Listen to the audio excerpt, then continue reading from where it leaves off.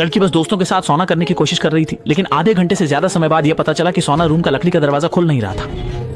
ये तीनों यह देखते ही तुरंत घबरा गए, क्योंकि सोना में हीटर अभी भी गर्म हो रहा था और थोड़ी देर में उन्हें उच्च तापमान से जिंदा ही उबाल दिया जाएगा। इस समय वे पहले से ही सांस लेने में कठिनाई महसूस कर रहे थे। यहाँ से बाहर निकलने के लिए अन्ना जल्दी से बाहर की ओर जोर से चिल्लाई कि बचाओ, लेकिन इसका कोई फायदा नहीं था, क्योंकि घर के मालिक ने सोना रूम की गर्मी को बनाए रखने के लिए खिड़कियों पर केवल घरेलू कांच का उपयोग किया था। और भी खतरनाक बात यह है कि इस समय घर का मालिक आतिशबाजी की तैयारी के लिए बाहर गया हुआ है और तुरंत वापस आने की संभावना नहीं है। समय बीतने के साथ सोना में तीनों लोगों के सर में हल्का दर्द शुरू हो गया। इस समय अन्ना बिल्कुल सहन नहीं कर पा रही थी।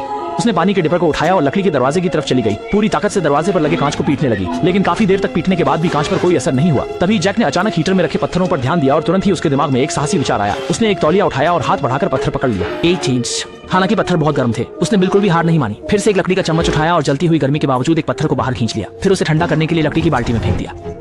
पास में खड़ी अन्ना को जल्दी मचाते हुए देखकर जैक ने गर्म पत्थर को उठाकर कांच पर मारा। हालांकि उसने सोचा नहीं था कि यह कांच देखने में बहुत पतला लगता है, लेकिन वास्तव में यह पत्थर जैसा कठोर है। उसने देखा उसकी बाहें तो थक गईं, फिर भी कांच पर कुछ सफेद बिंदु ही आए। जल्दी ही उसकी हथेली कट गई, लेकिन उसने बिल्कुल हार नहीं मानी और तेज दर्द सहन करके फिर से पागलपन भरी कोशिश में जुट गया।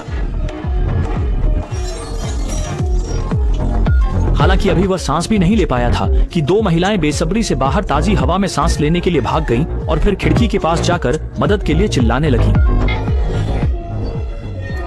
उन्हें पता नहीं था कि उनका दोस्त इस समय पहले ही सोफे पर शराब के नशे में सो चुका था। हवा धीरे धीरे बहने लगी तो तीनों को आखिरकार थोड़ा अच्छा महसूस हुआ, लेकिन तापमान के कम होने के साथ ही हीटर बहुत जल्दी फिर से चालू हो जाएगा। इस जगह से जल्द निकलने के लिए जैक ने एक पत्थर को तौलिया में लपेटा, फिर उस पत्थर को छेद से बाहर निकालने की कोशिश की ताकि संवेग से बाहर दरवाजे के सामने की चीज को हटा सके। लेकिन काफी कोशिश करने के बाद उसे एहसास हुआ कि यह तरीका बिल्कुल बेकार है। इस समय अन्ना थोड़ी परेशान हो गई। वह दीवार पर लगे तापमान नियंत्रक को तोड़ना चाहती थी, लेकिन जैक ने उसे तुरंत रोक दिया, क्योंकि ऐसा करने से संभवतः हीटर पूरी क्षमता से काम करने लग सकता था। ठीक उसी समय जब दोनों महिलाएं असहमति के कारण झगड़ने के लिए तैयार थीं, जैक ने दीवार पर लगी लाइट देखी और अचानक बाहर निकलने का एक तरीका सोचा।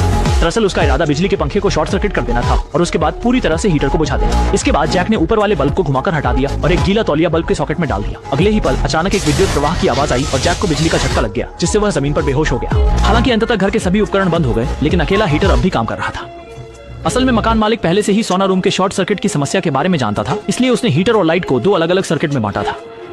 उस समय तक तीनों लोग थक कर चूर हो गए थे और जब उन्हें लगा कि उनकी जान को खतरा है, तभी बाहर एक कुत्ते ने अचानक कुछ अजीब महसूस किया और वह सोना रूम की दीवार के सामने लगातार भौंकने लगा।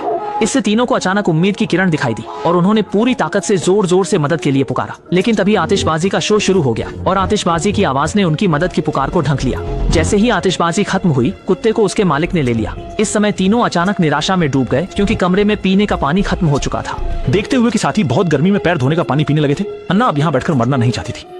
वह तुरंत खड़ी होकर दीवार पर लगी तापमान नियंत्रक को नष्ट करने की तैयारी करने लगी, लेकिन उसके इस व्यवहार से लीसा नाराज हो गई, क्योंकि ऐसा करने से संभवतः हीटर पूरी रफ्तार से चलने लगेगा, जिससे वे सभी यहाँ पर गर्मी से मर सकते हैं। जैसे ही दो महिलाएं बहस में लगी थी, लीसा गलती से एना को पत्थर से बेहोश कर देती है। एना को जमीन पर बिना कोई हलचल देख लीसा का भावनात्मक संतुलन टूट जाता है और वह पत्थर उठाकर तापमान नियंत्रक को तोड़ देती है। शांत होने के बाद उसे महसूस होता है कि उसने सच में मूर्खता की है। निश्चित रूप से अगले ही पल कमरे के भीतर का हीटर पूरी गति से गर्म होने लगता है और फिर और अधिक तीव्रता से जलने लगता है, जिससे कमरे के तापमान में तीव्र वृद्धि होती है। अपने दो साथियों की चौंकाने वाली हरकत देखते हुए जैक अचानक जोर से हंसने लगा। लीसा को कुछ गड़बड़ महसूस हुई और उसने जल्दी से जैक को पुकारा, लेकिन जैक ने उसकी बात को बिल्कुल नहीं सुना। लीसा के प्रतिक्रिया देने से पहले जैक जैसे पागल होकर गर्म करने वाले उपकरण की तरफ दौड़ा और अपने शरीर से उसे जोर से टक्कर मारी।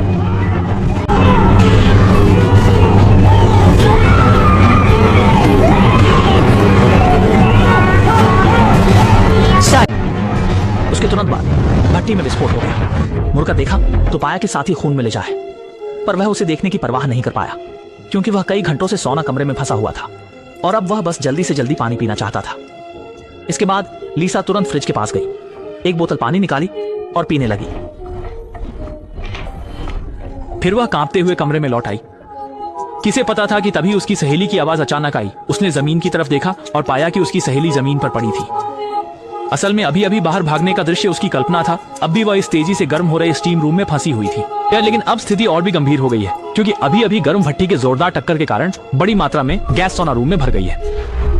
बेहोश पड़ी सहेली को लगातार खांसते देख लीसा ने जल्दी से उसे उठाकर उसका सिर सोना रूम की खिड़की पर रख दिया।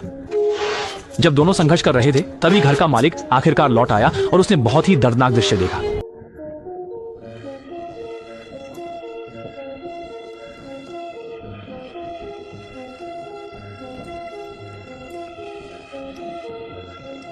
असल में क्योंकि उसने पहले शराब पी रखी थी और सहजता में एक सीढ़ी को जाकर सोना रूम के लकड़ी के दरवाजे पर टिकाकर फिर सोफे पर जाकर सो गया। यह त्रासदी घटित हुई जिससे उसने हमेशा के लिए अपने अच्छे दोस्त को खो दिया और उसके लिए छोड़ गया अंतहीन अफसोस। यहीं पर फिल्म समाप्त होती है।